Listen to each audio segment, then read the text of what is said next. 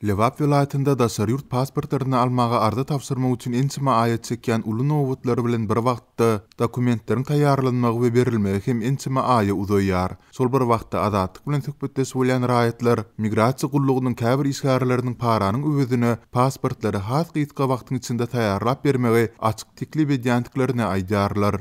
Şu ýyl uçurum bolan faraply mähri ýurdun öz içindäki ýokarky jaýlaryny girip bilmäninden soň koronavirus aladalary sebäpli çäklendirilen halkara gatnawlary ýaňadan ýoly goýulan pursady. Ilkinji nowatda daşary ýurtlaryň birine ýokary okuwa gitmek üçin eýýämden taýýarlyk görüp başlady.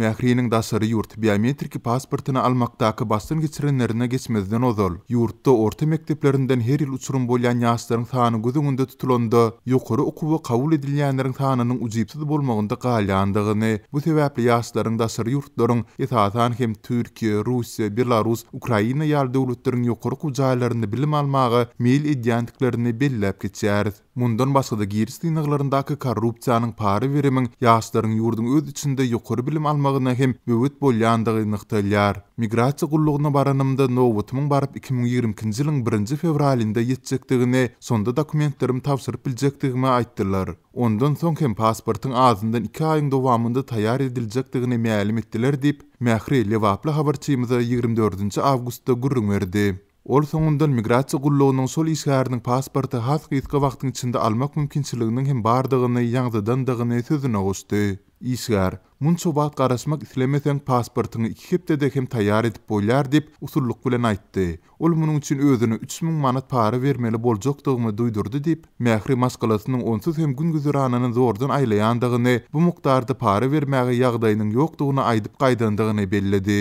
Ýokarda beýan edilen ýagdaýlar dogrusynda Türkmenistanyň döwlet migrasiýa gullugynyň Lewap vilayaty boýunça bölüminden kommentariýa ýa-da gosmaça maglumat almak başartmady. Türkmenistanda daşary ýurt pasportlaryny almak islegleriniň artmagy ýylatyň daşary ýurtlara köpçüliklerini gidýän döwründe ýüze çykdy. Ykdysady kynçylyklardan ejir çekýän Türkmenistanda häkimetler ýurt raýatlarynyň iş gazanç gözleginde şol sanda okuw üçin hem ýurdun daşyna, hususan da Türkiýe we Russiýa ýaly ýurtlara çykmagynyň ýoluny baglamak üçin tagalla edip gelýärler. Mundan başga da geçen ay büdjet işgärlerine biometrik pasportlarynyň möhletini uzaltmak hem gadagan edilipdi. Türkmenistanyň häkimetleri migrasiýa meselesini agzamaýarlar, şeýle-de ýylatyň migrasiýa derejesini, hatda ýurt ýylatynyň sanyny resmi derejede yglan etmeýärler. Emma azatlygyň ygtybarly seçmeleri soňky ýyllaryň dowamında Türkmenistanyň terk edýän raýatlaryň gözürteli köpülendigini we häzir ýurtda 2,7 million töwerege adamyň galandygyny belleýärler. Türkmenistanyň baş kanununda ýurt raýatlarynyň hereket azatlygyna kepil edilýär. Muňa garamazdan Türkmen hökümeti koronavirus bilen bagly girdilen hereket çäklendirmelerden ozalam, öz raýatlarynyň ýurdun içindäki hereket azatlygyny we daşary ýurtlara tapar etmek hukugyny ýygyderli çäklendirip geldi.